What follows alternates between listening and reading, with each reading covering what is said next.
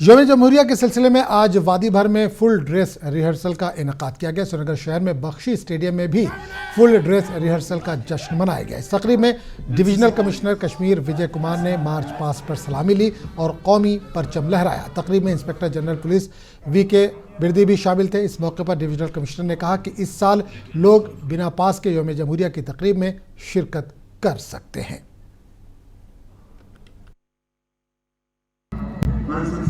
लेकिन यहाँ बक्सी स्टेडियम में इस प्रोग्राम को करने का मेन उद्देश्य यही था कि सभी से ज़्यादा लोग इसमें शरीक हो सकें, क्योंकि एक आवाम का त्यौहार है, तो इसमें ज़्यादा से ज़्यादा लोग सम्मिलित हो, इसी के लिए इसको यहाँ पे किया गया है। तो इसमें डिस्ट्रिक्ट एडमिनिस्ट्रेशन की सारी टीम इंक्लूडिंग हमारे सिक्योरिटी फोर्सेस सब इसमें काफ़ी अच्छे से मतलब मेहनत कर रहे हैं। और आपकी वसादत से मैं कहना चाहूँगा कि यहाँ पे लोगों के लिए जो यहाँ आके शिरकत करना चाहते हैं उसके लिए प्रॉपर सिक्योर अरेंजमेंट्स हैं, मल्टी टियर्ड सिक्योरिटी अरेंजमेंट्स हैं और surveillance be it in form of drones और spotters and very deep and